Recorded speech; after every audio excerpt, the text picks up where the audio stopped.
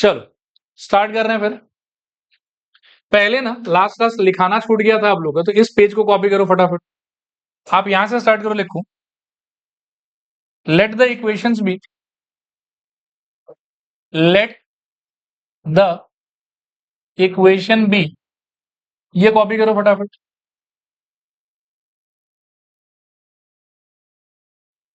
पिछले क्लास मेरे ख्याल में थोड़ा पेज छोड़ दिया था ना आप लोगों ने, वहां पर आपको ये थ्योरी लिखवा रहा हूं, ठीक है ना। यहां से स्टार्ट करो, late the equations with this, फिर उसके बाद में डी, डीएक्स, डीवाई, डीजेड, इन सबको कॉपी करो फटाफट। अच्छा, इसके बाद इसके नीचे लिखो ना, छोटा सा और एक बात है, x equals to this, y equals to this and z equals to this. इसके बाद में पेन हाथ से छोड़ देना, आगे एक बहुत बड़ा सा चीज मेरे को आपको एक्सप्लेन करना है। क्या एक्सप्लेन करना है, मैं थोड़ा सा आपको कॉन्टेक्स्ट देता हूं। आपको याद है कि इससे रिलेटेड क्लास 10 में हमको पढ़ाया जाता था कि अगर a1/a2 not equal to b1/b2 तो unique solution, a1/a2 equals to b1/b2 equals to c1/c2 तो इनफाइनाइट सोल्यूशन, और a1/a2 equals to b1/b2 is not equal to c1/c2 तो नो सोल्यूशन। ये कहानी याद है। तो उसी टाइप से हम आज इसके लिए भी एनालाइज करना चाहते हैं कि कब हमको बोलना चाहिए यूनिक सोल्यूशन, कब हमको बोलना चाहिए इनफाइनाइट सोल्यूशन, और कब हमको बोलना चाहिए नो सोल्यूशन। ठीक है, तो वो पूरा criteria I will explain in details. जब तक मेरा खत्म नहीं हो आप कुछ मत करो, मेरा हो जाए तो फिर कॉपी करा दो। ठीक है, हेडिंग एक लिखो आप, condition of consistency, condition of consistency. हाँ, इसके नीचे जो छोड़ा हुआ पेज था ना, उसी में जो छोड़ा हुआ पेज था उसी में कंटिन्यू करोगे। You will write condition of consistency. चलो अब सब लोग एक बार बोर्ड पर देखो। हम सबको एक बात पता है कि x का आंसर क्या होगा, बताओ, बोलो जोर से बोलो प्लीज। dx/dt। y का आंसर और z का आंसर, सब कंफर्टेबल ना यहां तक तो। अभी यहां पे क्या है, देखो कुछ बहुत इंपॉर्टेंट सिचुएशंस अराइज हो सकती। तीन ब्रॉड केस है, पहला, दूसरा, तीसरा। पहले वाले में मान लो कि somehow for some reason आपके डी का आंसर आया नॉट इक्वल टू 0। डी का आंसर कैसा है बताओ।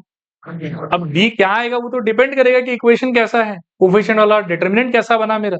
लेकिन मान लो कि जैसा जो बना बना, डी का आंसर अगर नॉट इक्वल टू 0 आए तो उस केस में एक्स का आएगा आपके पास में यूनिक आंसर, वाई का आएगा आपके पास में यूनिक आंसर, और जेड का भी आएगा आपके पास में यूनिक आंसर। मैं ऐसा क्यों बोल रहा हूं, क्योंकि डी अगर नॉन जीरो है, मान लो कि 5 है, 6 है, 7 है, -2 है, -3 है, कुछ भी है, उस टाइम पर डीएक्स का आंसर चाहे जो भी रहे, दिस डिवाइडेड बाय दिस, कुछ तो आएगा आपके पास में।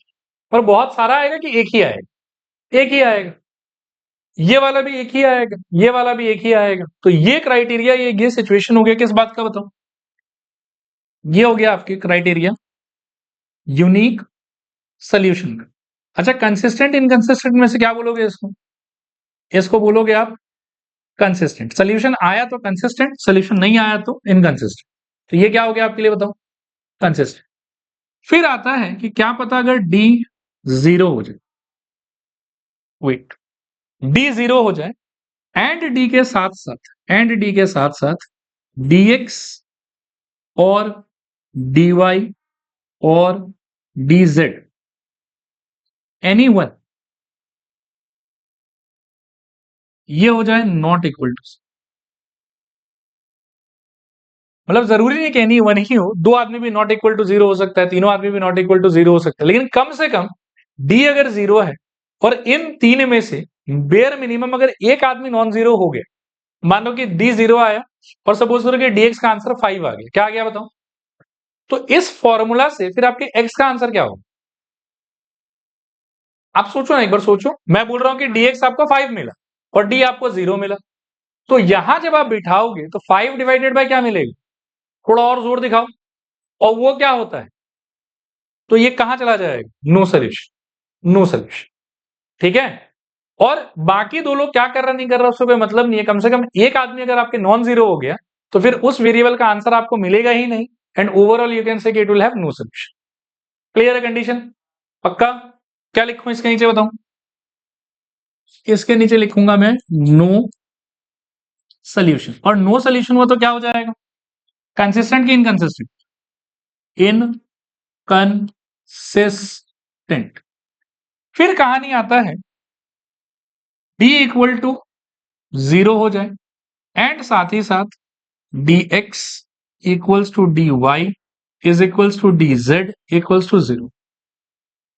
यहां पर मैं कह रहा था कि d 0 हो आपका, और dx dy dz में से कोई एक आदमी कम से कम नॉन जीरो, ताकि हमको non zero number divided by zero का सिचुएशन फेस करना पड़े, फिर वो वेरिएबल इमीडिएटली हो जाएगा नॉट डिफाइंड। और एक भी आदमी अगर तीनों में से नॉट डिफाइंड हो गया तो सोल्यूशन में आप क्या बोलोगे, नो सोल्यूशन। सोल्यूशन में आप क्या बोलोगे बताओ, यहां तो ओके है सब कुछ। अब अगर d भी 0 है और dx dy dz भी 0 है, तो यहां से फिर क्या है कि दो केस निकलता, क्या क्या निकलता है देखो मैं बताता हूं। जनरली आपको मैक्सिमम जगहों पे बोला जाएगा कि this is infinite solution, but I will tell you कि यहां से दो चीज निकली, यहां से इनफाइनाइट सोल्यूशन भी आ सकता है और यहां से नो सोल्यूशन भी आ सकता है। जनरली अगर आपके ये हो रहा है ना, तो आपके दिमाग में इनफाइनाइट सोल्यूशन ही आना चाहिए। क्या आना चाहिए आपके दिमाग में बताओ, और जोर से बोलो। एक बार क्लास 10 वाला वो कंडीशन याद करो तो नो सोल्यूशन का क्या था, a1/a2 is equals to b1/b2 is not equal to c1/c। अच्छा, इसको अगर मैं लिटरेचर से एक्सप्रेस करने का ट्राई करूं तो will it be okay if I से कि दोनों x का कोफिशिएंट का रेशियो, दोनों y का कोफिशिएंट का रेशियो तो इक्वल है, लेकिन वो कांस्टेंट के रेशियो से मैच नहीं कर, यही था। तो कभी अगर ऐसा हो कि आपको ये मिले और इसके साथ में एडिशनल एक बात और मिल जाए आप, कि a1/a2 is equals to b1/b2 is equals to c1/c2 is not equals to d1/d2। मतलब होता है कुछ कुछ कंडीशन में। अब इसका प्रूफ या और डिटेल्ड एक्सप्लेनेशन थोड़ा दे पाना मुश्किल है मेरे को आपके लिए, क्योंकि क्या बोलूं मैं, छोड़ नहीं बोलता, या थोड़ा एक लाइन बोल लेता हूं। आप ऐसा समझो कि जो आपका इक्वेशन था ना, इक्वेशन रिकॉल करो क्या था, a1x plus b1y plus c1z equals to d1। और क्लास 10 वाला याद करो क्या था, a1x plus b1y equals to c1। तो क्लास 10 वाला जो लाइन है ना, उसका ज्योमेट्रिकल इंटरप्रिटेशन होता है स्ट्रेट लाइन। उस इक्वेशन का ज्योमेट्रिकल अंडरस्टैंडिंग क्या होता है, स्ट्रेट लाइन।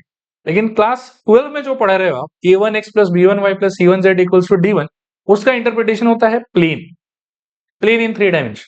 अब ये सब थोड़ा साइंस वाइंस का चीज है, तो उसके इंटरप्रिटेशन से एक केस ऐसा भी बनता है कि आपको ये मिलेगा, और इसके साथ लेकिन अगर ये मिल गया, दैट मीन्स कि वो फिर आपको नो सोल्यूशन की तरफ धकेल दे। क्लियर है? फिर एक बार रिपीट करता हूं, फर्स्ट वाले में तो कोई कंफ्यूजन नहीं है। अगर डी नॉट इक्वल टू 0 तो क्या बनेगा, unique solution consistent. D equal to 0, कोई एक आदमी नॉट इक्वल टू 0, तो फिर से एकदम क्लियर है, जो आदमी नॉट इक्वल टू 0 वो हो गया नॉट डिफाइंड, एक आदमी नॉट डिफाइंड तो ओवरऑल नो सोल्यूशन। लेकिन अगर ये भी 0 और ये भी 0, तब जनरली आप इनफाइनाइट सोल्यूशन ही सोचो, इट इज ओके। लेकिन इसके साथ में अगर आपको उस तीन में से कोई दो इक्वेशन ऐसे बिहेव करता हुआ दिखे कि x के कोफिशिएंट का रेशियो, y के कोफिशिएंट का रेशियो, z के कोफिशिएंट का ratio, all three of them are matching, but it is different from constant का रेशियो। ये जो मैंने लिखा है, I have written it for equation 1 and equation 2, but it may be valid for equation 2 and equation 3, it may be holding true for equation 1 and equation 3, कुछ भी हो सकता।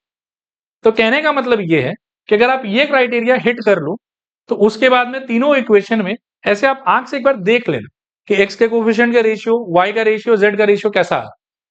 अगर कभी दो इक्वेशन में ऐसा हुआ कि x का रेशियो, y का रेशियो, z का ratio they are matching, but it is not matching with the constant का रेशियो, उस केस में ये होते हुए भी आपका डिक्लेरेशन होना चाहिए it will have no solution. लेकिन अगर ये हुआ, ऐसा नहीं हो रहा है, then for sure it is going to have how many solution, infinite solution. चलेगा मेरे ख्याल।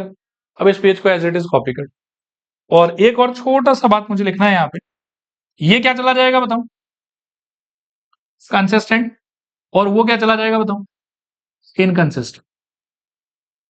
एक छोटा सा बात और सुन लो, फिर रिपीट कर दूं एक बार। ये जो मैंने लिखा है, ठीक है ना, इसका थॉट इंपॉर्टेंट है। जरूरी नहीं है कि फर्स्ट और सेकंड इक्वेशन में ही ये होगा। It may be a2/a3, b2/b3, c2/c3 not equals to d2/d3। It may be a1/a3 equals to b1 by b3 is equals to c1 by c3 not equals to d1 by d3। तीनों equation में pair pair करके check कर लेना है। Question आएगा तो मैं दिखाऊंगा, अभी टेंशन मत। क्लियर मेरे ख्याल में? करो फटाफट, कॉपी करो। आई थिंक सब कुछ एकदम बढ़िया है। एक बार थोड़ा सा हमको रिवाइज करा दीजिए क्या क्या पढ़ाया मैंने। आप क्लास 12 में कितना इक्वेशन, कितना वेरिएबल?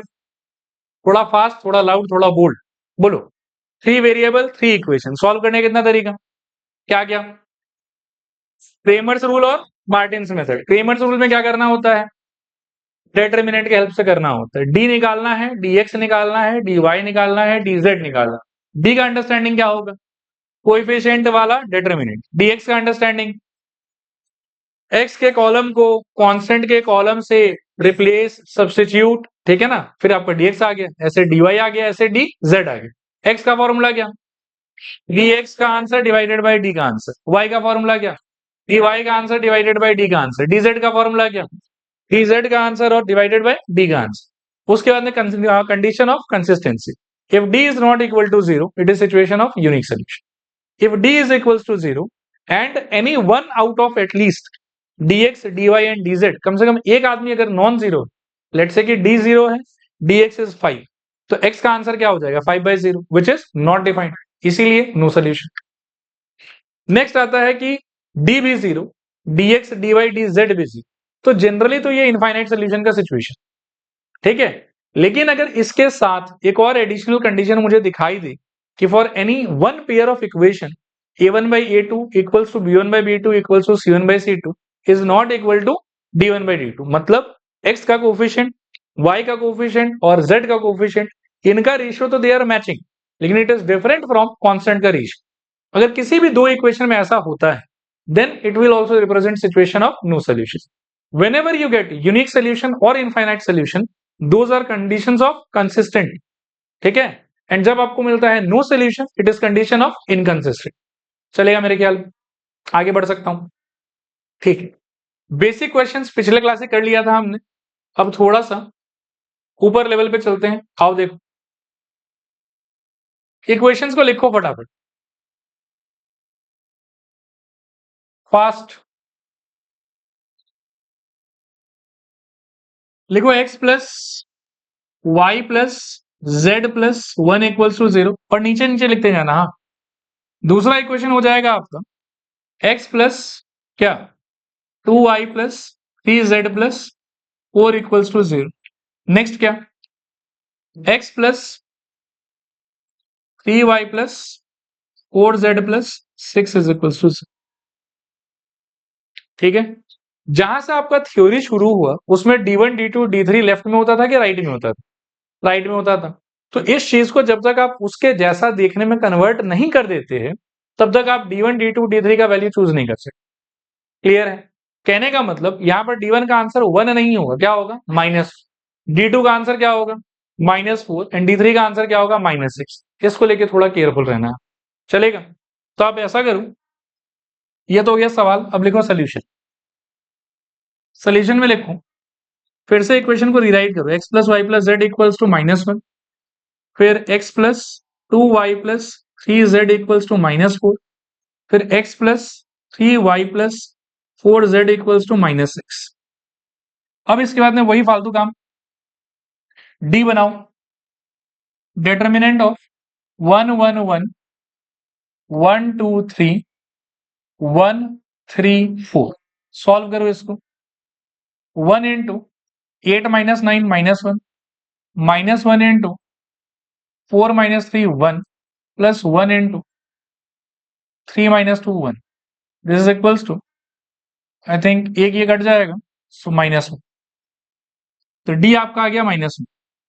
dx का डिजाइन होगा मेरे ख्याल में, first column will be replaced by this, तो -1 -4 -6, फिर 1 2 3 1 3 4, सॉल्व करोगे यहां से तो -1 इंटू रो गया कॉलम गया, 8 माइनस 9 अगेन -1, -1 इंटू रो गया कॉलम गया, -16 प्लस 18, तो 2, and plus 1 into row column gone, -12 plus 12 0, so overall 1 -2 -1 again, ठीक है। फिर इसके बाद में आपको चाहिए होगा dy, determinant of first column same 1 1 1, second column change -1 -4 -6, third column same 1 3 4। Solve करने पे 1 इंटू रो गया कॉलम गया -16 + 18 तो 2, प्लस 1 इंटू रो गया कॉलम गया 4 -3 1, प्लस 1 इंटू रो गया कॉलम गया -6 + 4 -2। सो 2 -2 ऐसे कट गया यहाँ से 1।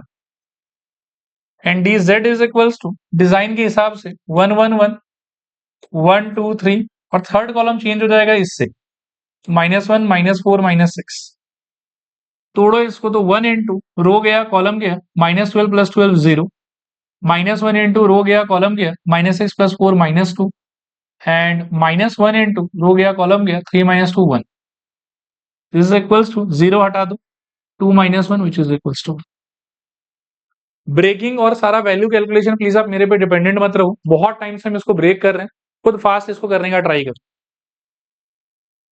डन, पक्का, ठीक है। अब क्या करोगे, एक्स वाई जेड चाहिए था आपको फाइनली, तो इसके आगे लिखो, चलूं क्या? लिखो जिनका बचा हुआ फटाफट लिखो।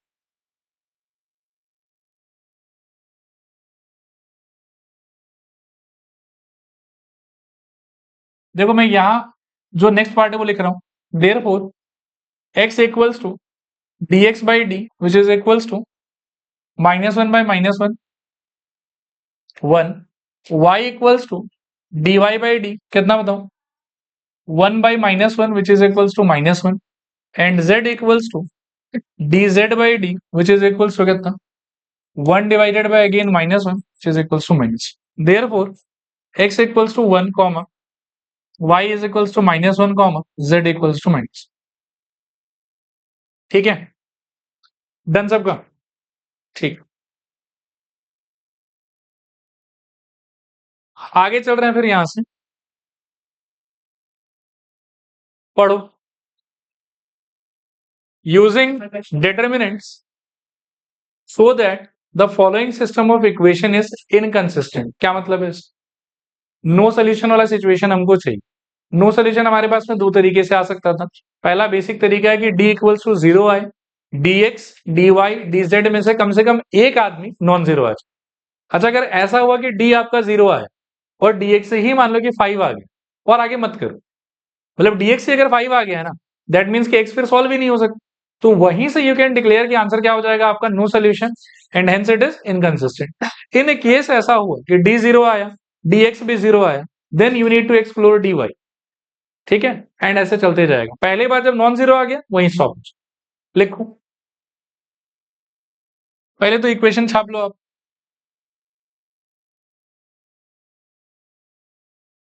2x minus y plus z equals to 4, x plus 3y plus 2 equals to 12, 3x plus 2y plus 3z equals to 10। हाँ,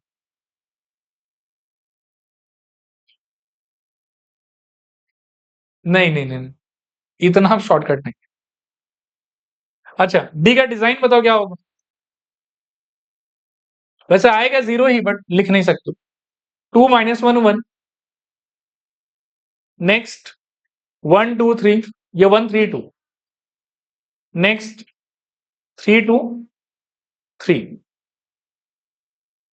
करो, सॉल्व करो। सो 2 इंटू रो गया कॉलम गया 9 -4 5, plus 1 into row column gone 3 -6 -3, and plus 1 into row column gone 2 -9 -7, 10 -3 -7 0। आगे लिखो, now dx is equals to design के हिसाब से सेकंड और थर्ड तो सेम ही रहेगा, -1 3 2 और 1 2 3। फर्स्ट वाला क्या हो जाएगा 4 12 10। देखो ठीक है, चलेगा यहां तक सब बढ़िया। dx के टाइम पर x का जो कॉलम था उसको हमने कांस्टेंट से रिप्लेस कर दी। कौन सा, हाँ,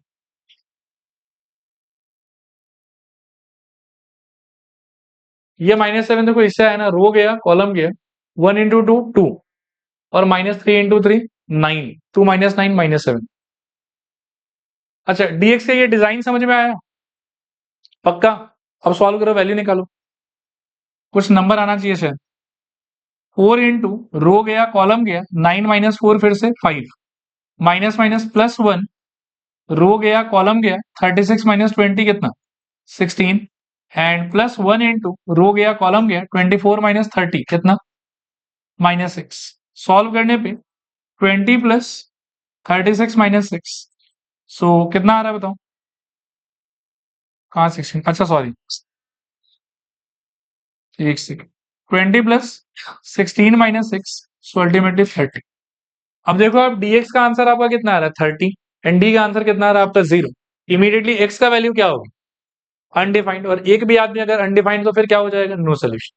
नीचे लिखूं clearly, clearly x equals to dx/d is equals to 30/0 equals to not defined, therefore it has no solution, therefore it has no solution।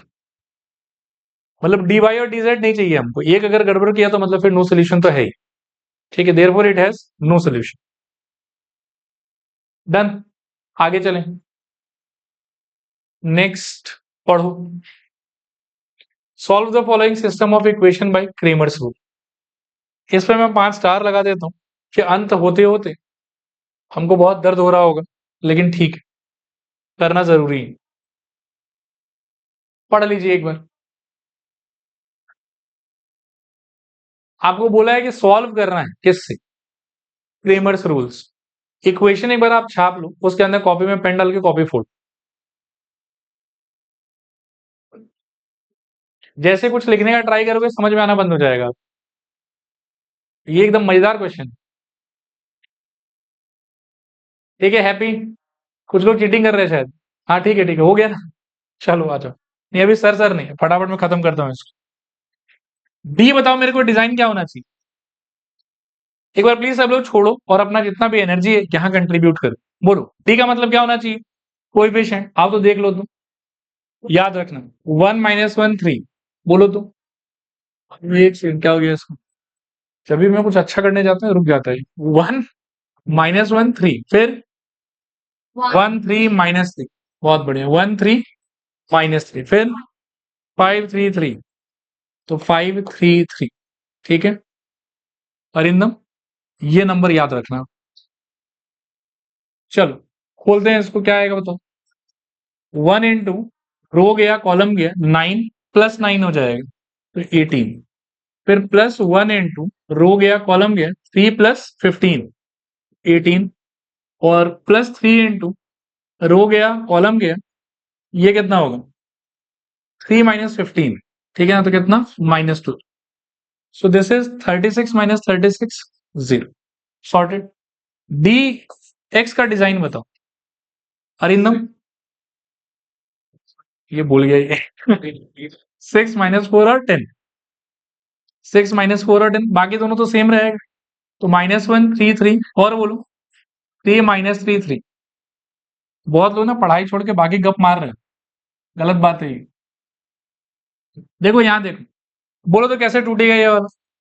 6 into rho गया कॉलम गया, फिर से वही 18, +1 इंटू रो गया कॉलम गया, -12 और +30, तो 18 +18 +18। बोलो हाँ सर, सोच भी नहीं रहे मतलब, वो तो अलग ही उबासी ले रहा है। अब बोलो क्या आएगा? देखो फिर से दिखाता हूँ, रो गया कॉलम गया, -12 +30, तो ऑब्वियसली 18 ही होना चाहिए। +3 इंटू बोलो रो कॉलम, -12 -30, तो -42। ठीक लग रहा है ये? 6 इंटू 18, 60 और 48, तो 108, +18 और -126, ये पक्का काट देगा एक दूसरे को। 0। डी वाई का डिजाइन, हाँ ऐसे 0 0 0 आप लोग का फेवरेट हो गया है। 1 1 5, नेक्स्ट 6 -4 10 और बोलो 3 -3 3।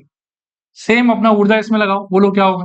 1 इंटू रो गया कॉलम गया -12 + 30 फिर से 18 -6 इंटू रो गया कॉलम गया 3 + 15 18 करेक्ट और +3 इंटू रो गया कॉलम गया 10 + 20 30। हाँ जीरो तो एकदम फट से बोल देते 18 और ये 90 108 और -108 गुड। डी वाई आ गया डी जेड क्या बोल रहे हो हीरो 115 फिर -133 और 6 -4 10।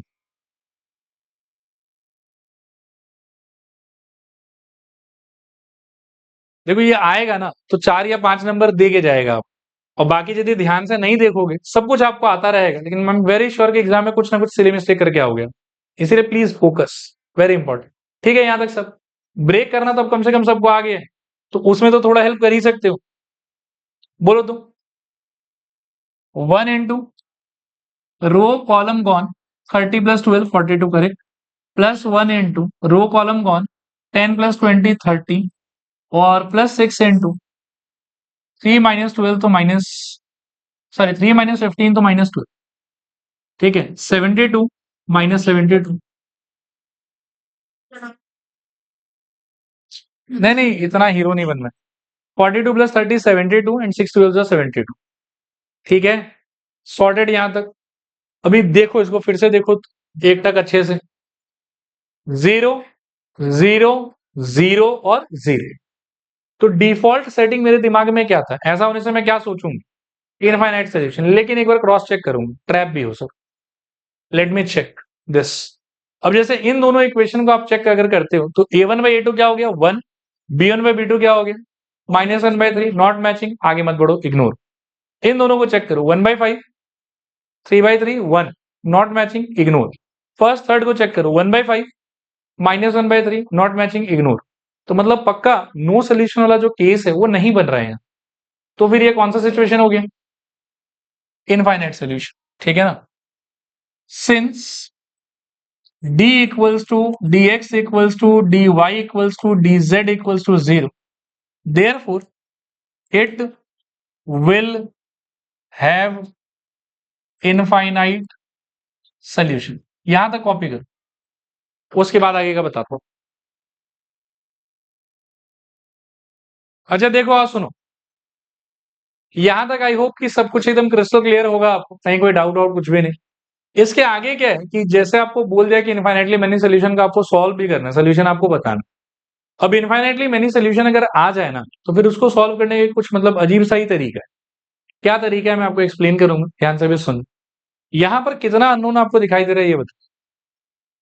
अभी जो मैं बोलूंगा उसको समझने के लिए बहुत आपको सोचना पड़ेगा ठीक है तो उसके लिए अपने दिमाग को थोड़ा सा पुश करना है ऐसे ऐसे कि सोचो तुम सोचो सो मत तुम ठीक है उठो सोचो कितना अननोन है बताओ फिर से।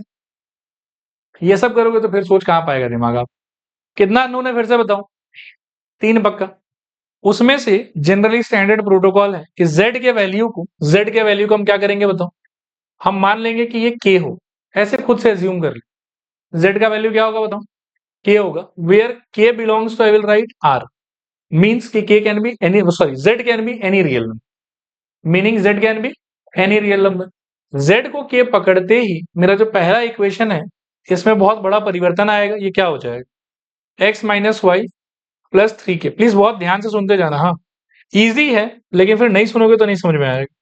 दूसरा इक्वेशन का ट्रांसफॉर्मेशन बताओ x + 3y - 3k is equals to -4 और लास्ट वाले का ट्रांसफॉर्मेशन बताओ 5x + 3y और बोलो +3k इज इक्वल्स टू 10। सही बात। पहले पहले जब z को k पकड़ा उसके पहले 3 अननोन 3 इक्वेशन ठीक है लेकिन z को k पकड़ने के बाद k पकड़ लिया मतलब आपको वैल्यू पता चल गया ऐसा सोच लो ठीक है। तो अब इक्वेशन अभी भी 3 है लेकिन अननोन कितना है आपके पास 2 अननोन है। अच्छा 2 अननोन को सॉल्व करने के लिए 2 ही इक्वेशन सफिशिएंट होता है ठीक है।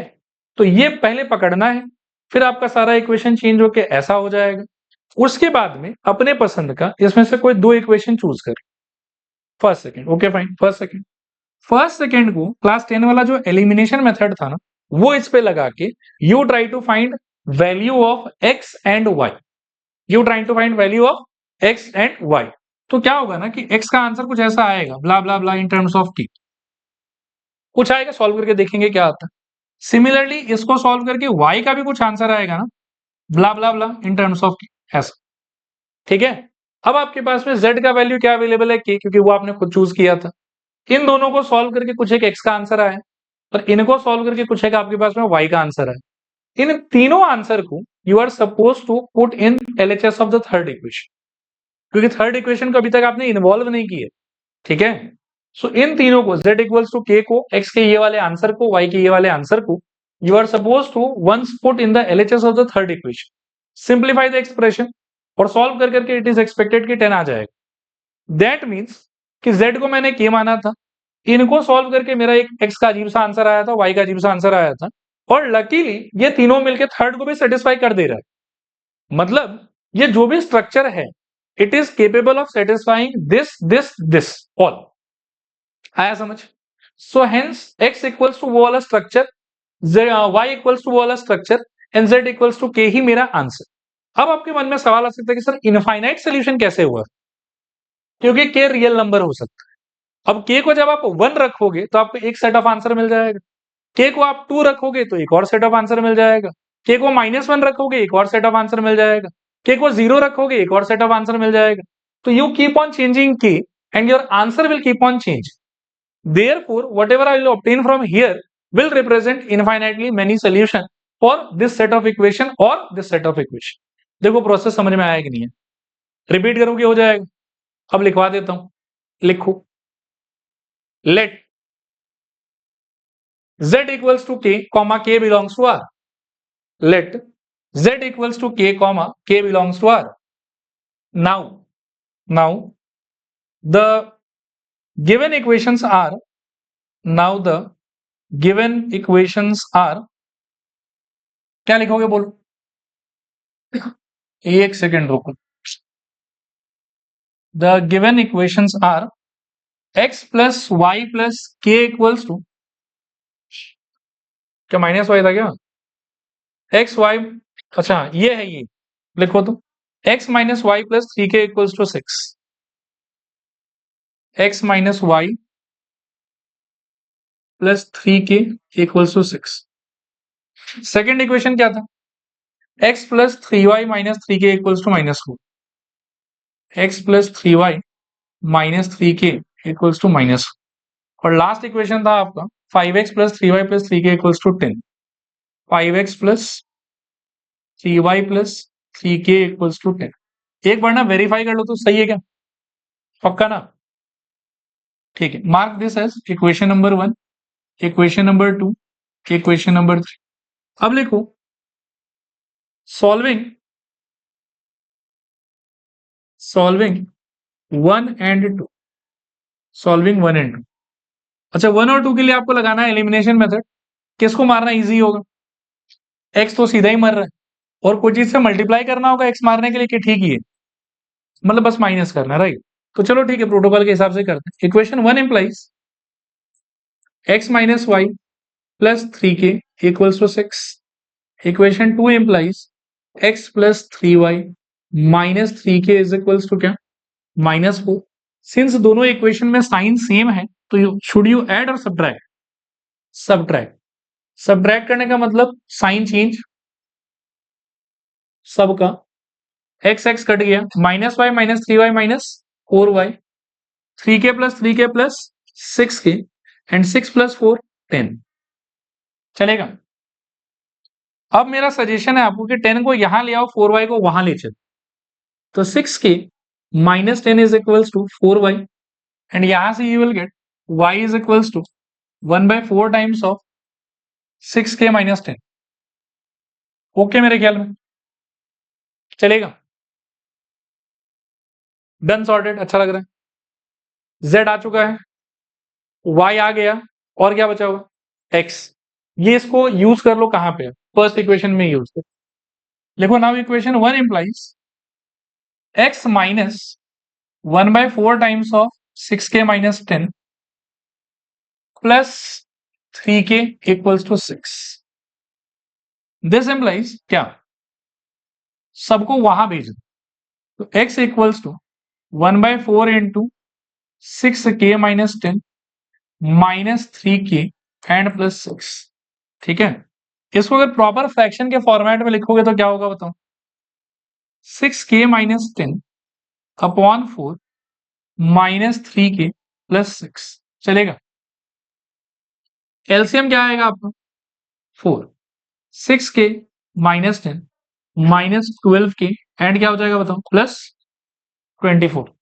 यहां तक हो गया क्या, पक्का करो काटा कुटी करो, यहां तक बढ़िया है ना सब। 24 माइनस 10 कितना,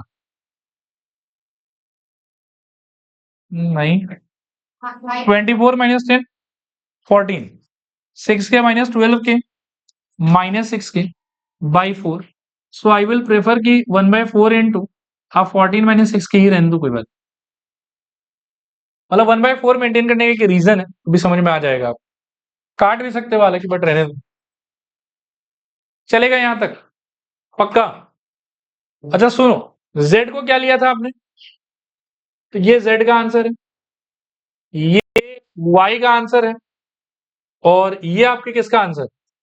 एक लाइन में और लिख देता हूं कि देयरफॉर x इक्वल्स टू कितना 1/4 टाइम्स ऑफ 14 माइनस 6k, ये आपके x का आंसर। ठीक है ना, तीनों का आंसर आ गया आपके पास। अभी क्या करना है आपको, अभी तक आपने जितना निकाला उसमें आपने फर्स्ट को इन्वॉल्व करा, सेकंड को इन्वॉल्व करा, तो उनको तो ये पक्का सेटिस्फाई करेगा। थर्ड को लेके लेकिन थोड़ा सा शंका है, मन कर भी सकता है नहीं भी कर सकता। तो अभी एक बार यही तीनों वैल्यू अपन किस में डाल के देखेंगे बताओ, थर्ड वाले में, और थर्ड के भी सिर्फ एलएचएस में। ठीक है, लिखो now for equation 3, for equation 3, for equation 3। अब देखो मैं जगह खाली कर लेता हूं। फॉर इक्वेशन 3 आपके पास में एक्स वाई जेड तीनों अवेलेबल है, और इक्वेशन 3 के ना you will only focus on LHS. For equation 3 लिखो एलएचएस, एलएचएस ये हो गया आपका 5 इंटू एक्स का वैल्यू क्या है आपके पास 1/4 टाइम्स ऑफ बोलो 14 minus 6k plus 3 times of y का value 1/4 into 6k minus 10 and z का वैल्यू हो गया आपके लिए प्लस 3k, मतलब ठीक है ही ऑलरेडी।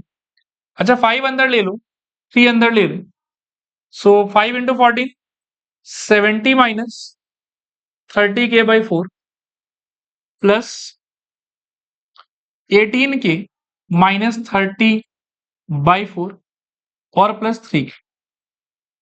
चलेगा यहां तक, सोच लो एक बार। 5 बाहर से मल्टीप्लाइड था, ब्रैकेट के अंदर कर दिया, 3 बाहर से था, ब्रैकेट के अंदर कर दिया, और 3 के तो बढ़िया था ही। ठीक है, अब मुझे मन हो रहा है कि एलसीएम एलसीएम खेलता हूं, बोलो एलसीएम क्या आ जाएगा, करो तो एक स्टेप आगे करो तो खुद से, एक सेकेंड एक सेकेंड, बस बस। एलसीएम आ गया आपका 4, ऊपर यहां पर 70 माइनस 30 के लेट इट बी, प्लस 18 के minus 30 let it be, and plus 12।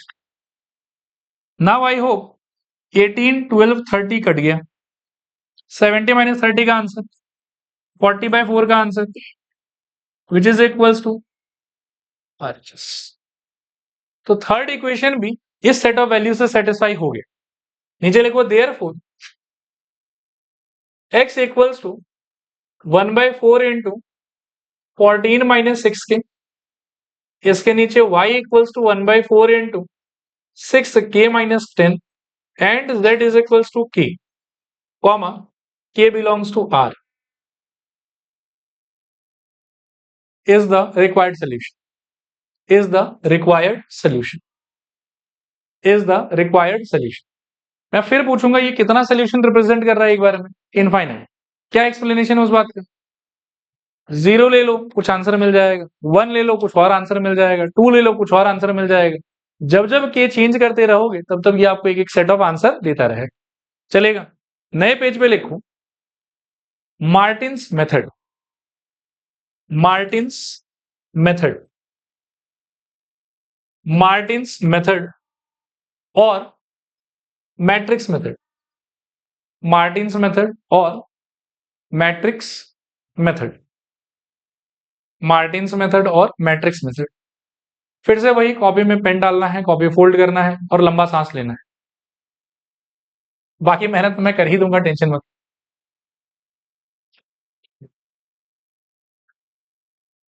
Martins method में शुरू का कोई कोई चीज आप खुद बता सकते हो मेरे। आपको याद है क्लास 12 में इक्वेशन कितना आता था, वेरिएबल कितना होता था? बोलो बोलो, परिधि जाना है क्या? सुनो तो अच्छे से सुनो, बताओ इक्वेशन कितना, वेरिएबल कितना? थोड़ा और जोर से, थोड़ा और जोर से। अच्छा वो बता सकते हो क्या था वो लोग? करो करो, कोशिश करो, अपने छोटे से दिमाग में थोड़ा जोड़ दो। a1x plus equals to d1, थोड़ा और जोर जोर से इस बार fast. a2x plus b2y plus c3z। टू ना, हाँ मेरे गलती करते मुझे रोक लिया करो कि ऐसे नहीं सर, अच्छे से पढ़ाइए। थर्ड वाले में रेस लगाते हैं, मैं पहले लिख पाता हूँ कि पहले आप लोग बोल पाते?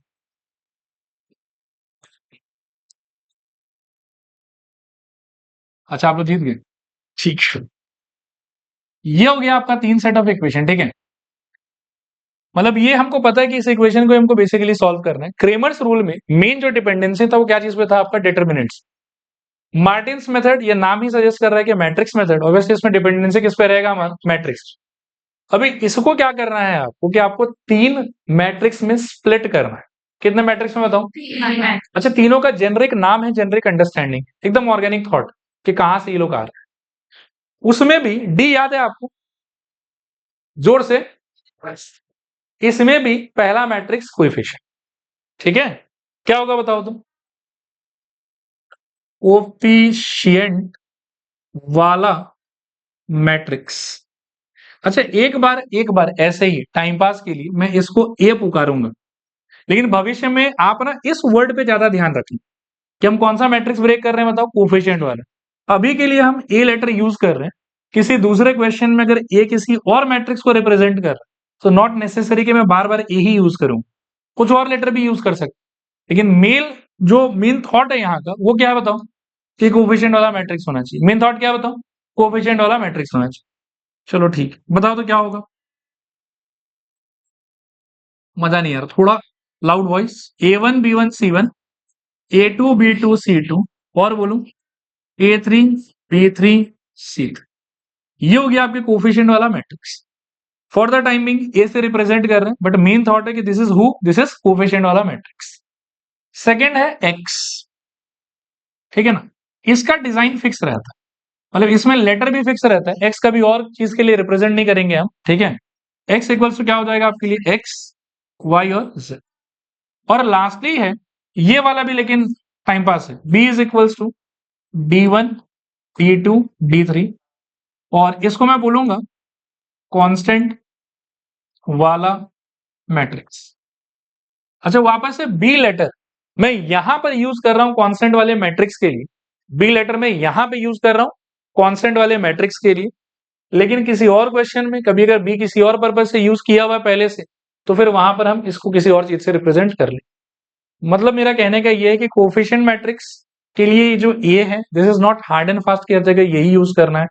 कांस्टेंट वाले के लिए भी बी लेटर जो है वो हार्ड एंड फास्ट रूल नहीं है कि यही यूज कर, कुछ और लेटर भी यूज हो सकता है। बट ब्रॉडली आप अपने दिमाग में ऑर्गेनिक थॉट ये याद रखना कि यह है कोएफिशिएंट वाला मैट्रिक्स, यह है वेरिएबल वाला कॉलम मैट्रिक्स, वेरिएबल वाला कॉलम मैट्रिक्स, और ये क्या है बताओ? कांस्टेंट वाला कॉलम मैट्रिक्स, कांस्टेंट वाला कॉलम मैट्रिक्स। क्लियर मेरे ख्याल में? पक्का? एक बार और पूछ रहा हूं, बताओ तो ये क्या है बताओ? कोएफिशिएंट वाला मैट्रिक्स। ये क्या है बताओ? वेरिएबल वाला कॉलम मैट्रिक्स। ये क्या है? कांस्टेंट वाला कॉलम मैट्रिक्स। सिंबल के हिसाब से बस इसका सिंबल फिक्स है, लेकिन इसका सिंबल फिक्स नहीं है। थॉट फिक्स है कि कोएफिशिएंट मैट्रिक्स का बात कर रहे हैं। ए भी यूज कर सकते हैं, सी भी यूज कर सकते हैं, एम भी यूज कर सकते हैं, कुछ भी यूज कर सकते हैं। इसका भी थॉट फिक्स है, सिंबल फिक्स नहीं। अभी के लिए वी यूज कर रहा हूं, फ्यूचर में कोई और लेटर भी यूज कर सकते हैं। क्लियर मेरे ख्याल में यहाँ पे। अब एक जादू वाला बात ये है कि ऊपर जो ये इतना बड़ा खतरनाक सा आपको दिख रहा है ना, ये इसको मैं एकदम छोटा सा लिख सकता हूं, ए एक्स इज इक्वल्स टू, मैं फील करा सकता हूं आपको क्यों, देखना यहां पर ए एक्स मतलब रो इंटू कॉलम, तो a one into x a one x, b one into y b one y, c one into z c one z, और तीनों को ऐड करोगे और इक्वल टू क्या बोल रहे हो बी, मतलब इक्वल टू क्या डी वन। आया बात समझ। सिमिलरली एक ही रो था और एक ही कॉलम था यहाँ पे, तो और तो कुछ पॉसिबिलिटी नहीं है। अब आप इससे करोगे कि नीचे वाले से करोगे, नीचे वाले से करोगे, क्या करोगे दिस इंटू दिस, तो क्या निकलेगा a two x in, sorry या एक सेकंड बोलो फिर से बोलो, this into this a two x plus b two y plus c two z equal to क्या हो जाएगा, मिल गया आपको ये equation. Next a three x plus b three y plus c three z is equal to क्या मिल जाएगा आपको डी थ्री। हाँ मतलब a three x plus b three y plus c three z equals to d three. तो overall क्या है कि इतना भारी भरकम कॉम्प्लिकेटेड से जो भी सामान ये लिखा हो उसको आप इतने सिंपल से एक्सप्रेशन में आप चेंज कर सकते। जहां पर लिखने का एक बार के लिए मैंने ए लिखा है यहाँ पर, बट मेन थॉट क्या है, ये कौन होना चाहिए कोफिशिएंट मैट्रिक्स, ये कौन होना चाहिए कोफिशिएंट मैट्रिक्स, ये कौन होना चाहिए वेरिएबल का कॉलम मैट्रिक्स, वेरिएबल का कॉलम मैट्रिक्स, ये कौन होना चाहिए कांस्टेंट का कॉलम मैट्रिक्स, कांस्टेंट का कॉलम मैट्रिक्स। ओके यहां तक सब। अच्छा थोड़ा बचपन में चलते हैं, मान लो कि मैं आपसे पूछूं कि 5x equals to 20, can you tell me कि x इक्वल्स टू क्या। अच्छा ये 4 तो चलो ठीक है, आप बोले सही बोले मैं लिख देता हूं, लेकिन पहुंचे कैसे इसको 20/5, वेरी गुड, मतलब 5 को धक्का मार दिया, ये कट गया एक दूसरे से, 4 आ गया, ये आंसर है आप। ठीक है, और यहां से अगर x सॉल्व करने के लिए बोला है तो ऑब्जेक्टिव या थॉट तो ये है ना कि इस 5 को भगाओ यहां से, और भगाने के बाद में जो निकलेगा वो x हो गया, चलेगा। तो इस वाले में, इस वाले सिचुएशन में, इसमें आप ढूंढना किसको चाहते हो, नहीं नहीं मैं इसके कॉन्टेक्स्ट में नहीं पूछ रहा, मैं इसके कॉन्टेक्स्ट में पूछ रहा हूं कि आप क्या ढूंढना चाहते हो, एक्स वाई और जेड ढूंढना चाहते हो।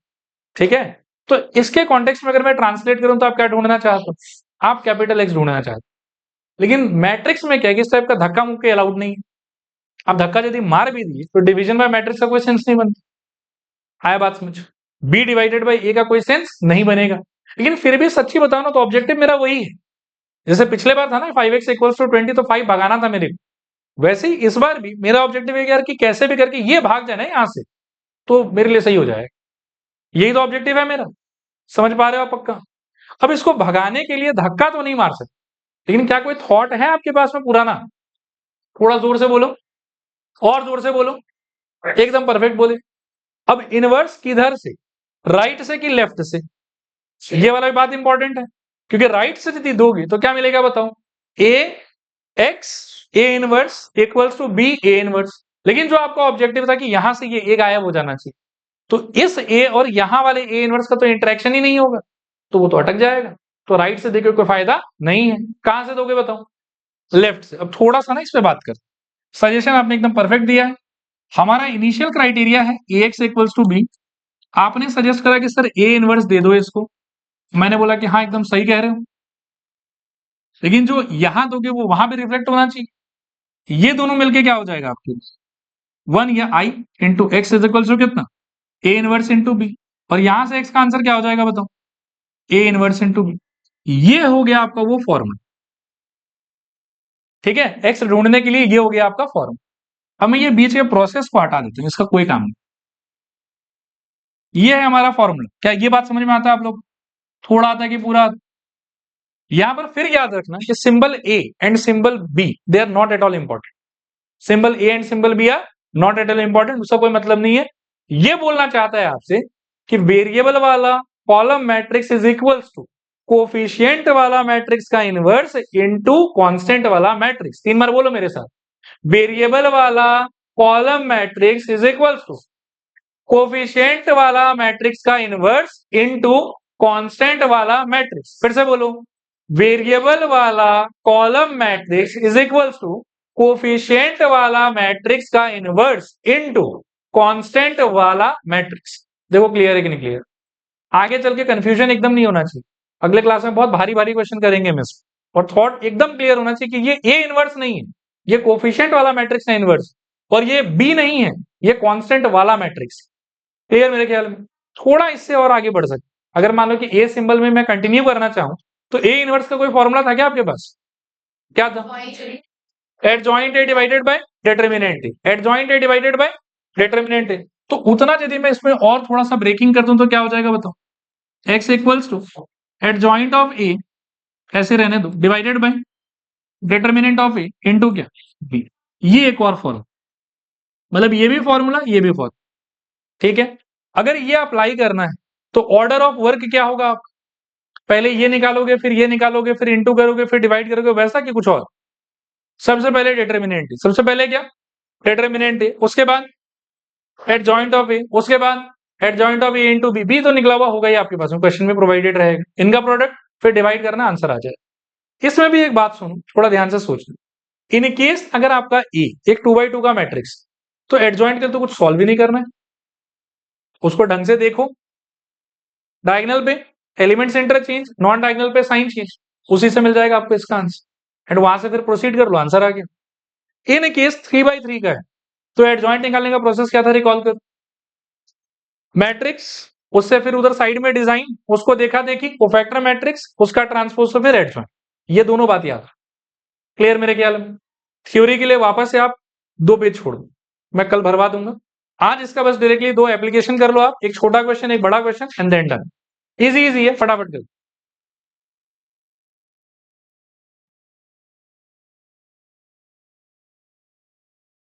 थोड़ा फास्ट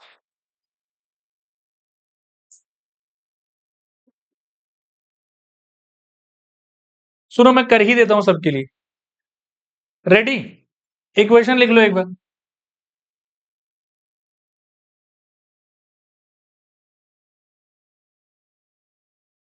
रेडी? चलो ये बताओ तो क्या होगा, सब लोग बोर्ड पे ध्यान दो थोड़ा सा, ये बताओ 1 2 2 5, ये क्या हो गया आपका? Coefficient matrix. ये क्या हो गया आपका? Coefficient matrix. फिर क्या चाहिए होगा आपको? एक्स। यहां पर कितना वेरिएबल, तो क्या हो जाएगा? एक्स वाई वर्टिकल, और बी इक्वल्स टू क्या होगा आपके लिए? 4 9। आई होप क्लियर है यहां तक सब कुछ। अब आप लिखोगे now, now x equals to, formula तो आपको पता ही है, adjoint of A by determinant of A into B. Equation number, ये इक्वेशन छोड़ो, इसमें सीधा ही सॉल्व कर देंगे, चलेगा ना? अच्छा, वैसे जनरली अगर आपको डिटर्मिनेंट ना पता हो तो आपको डिटर्मिनेंट निकाल के पहले चेक कर लेना चाहिए, लेकिन यहाँ पर तो 2/2 का ही है, मन में आप पहले ही देख लो कि डिटर्मिनेंट क्या आ रहा है आपके, 1 आ रहा है। 0 आने से थोड़ा समस्या होती है, बट अगर 1 आ रहा है तो ओके है। तो मैं क्या करूंगा कि इन तीनों पार्ट का जो वैल्यूज है ना, सिंस बहुत इजी है कैलकुलेट करना, तो सीधा वैल्यू बिठा दो। Got it? लिखो, this is equals to, determinant का आंसर क्या बोले आप? 1। बी का आंसर दिख रहा है आपको? 4 9। और एडजॉइंट का आंसर इसको देख के बताओ तो, डायगोनल पे एलिमेंट्स इंटरचेंज, तो क्या हो जाएगा? 5 1, और नॉन डायगोनल पे साइन चेंज, -2 -2। ठीक है, अभी 1 का तो कोई फर्क पड़ेगा नहीं, इन दोनों को मल्टीप्लाई करो, गेट योर आंसर। देख लो, सो 20 -18 2 करेक्ट, एंड -8 + 9 तो 1, perfect. So x equals to this implies x y equals to 2 1, therefore x equals to 2 y is equals to, ये आंसर है। क्लियर है? समझ में आ गया? एक लास्ट क्वेश्चन बस,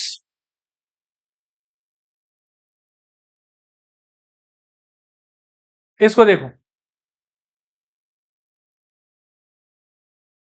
पिछला वाला हो गया ना सबका? ठीक है, ये बताओ तो क्या होगा इसके लिए? ए का मीनिंग रिकॉल कर, कोफिशिएंट।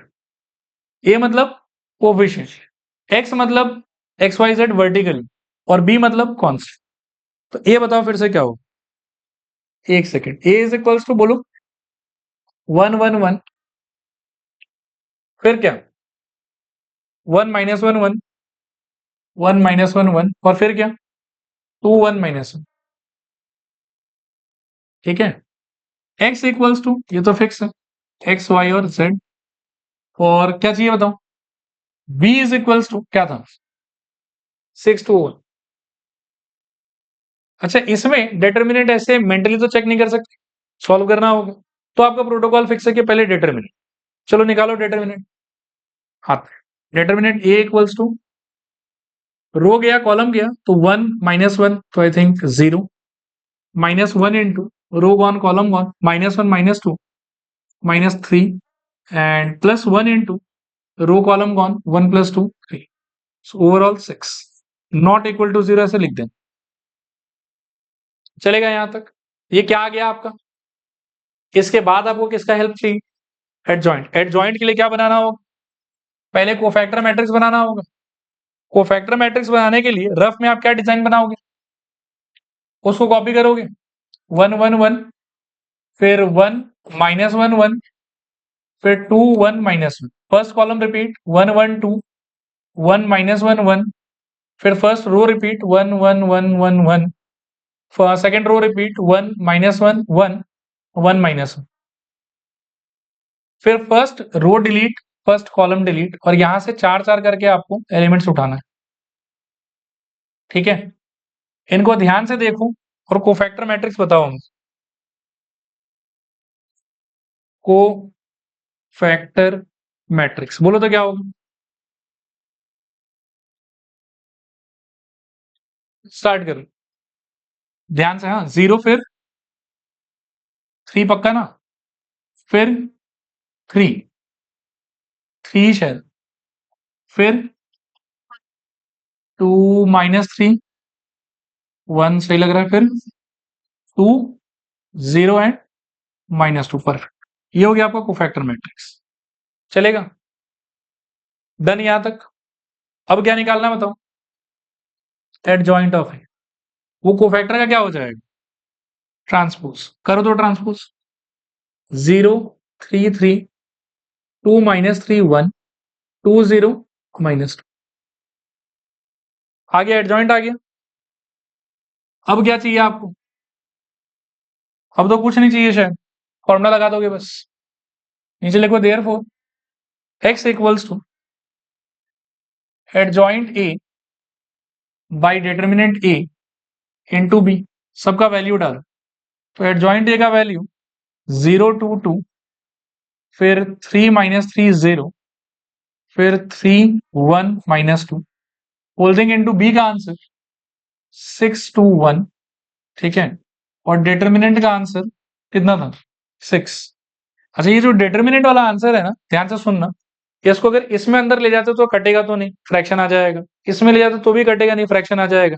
तो एक बार इसको बाहर ही ले जाओ, कहीं अंदर मत ले जाओ, लेट इट बी 1/6।